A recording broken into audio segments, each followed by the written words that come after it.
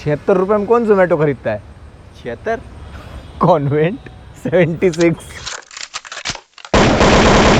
भाई मैं सोच रहा हूँ भाई मैं जोमेटो ले लूँ भाई। क्या?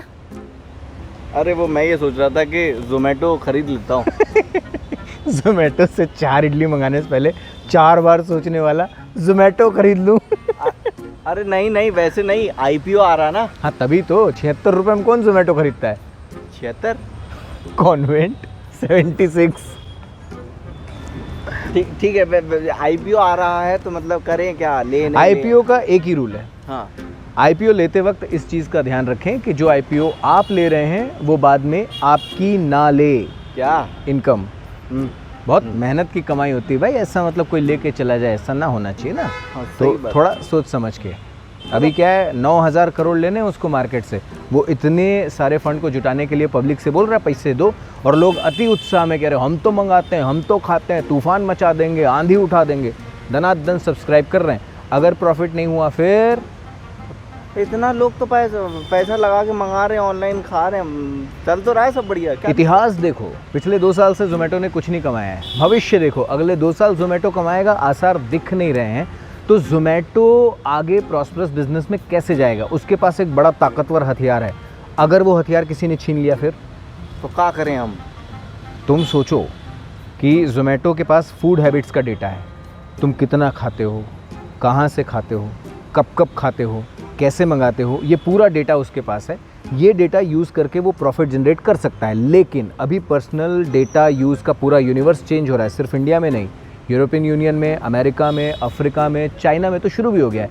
तो अगर तुम्हारे पास जो डेटा है तुम यूज़ न कर पाओ, मतलब वो 1500 के पुराने नोट जैसा हो जाए, तो उस डेटा का करोगे क्या?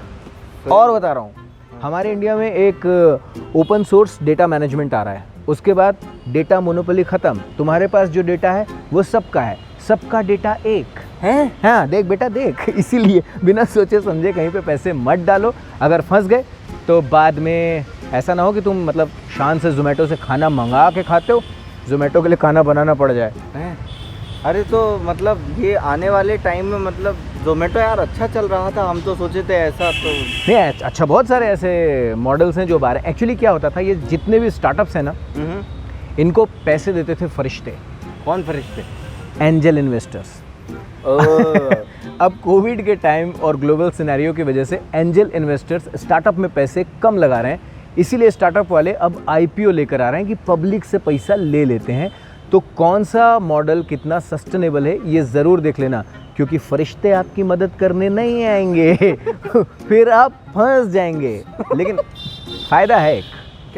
क्या है, जैसे मतलब जब शादी लगती है ना, हाँ तो लड़के के गुण दोष सब सामने आ जाते हैं। वैसे ही जब आईपीओ लिस्ट होता है तो पूरी कंपनी की कुंडली बाहर आ जाती है, कहाँ से पैसा आता है, कितना प्रॉफिट करता है, कितना टैक्स पटाता है, कहाँ कहाँ पर पंगा है, ये सब सामने आ जाता है। तो अगर बिजनेस में ट्रांसपेरेंसी चाहिए, फेयर बिजनेस चाहिए, तो आईपीएल लाओ। मैं तो आईपीओ लाओ, आईपीएल तो सितंबर में आएगा थोड़ा वो तो दुबई जाएगा। हाँ, उसका भी आईपीओ लाओ।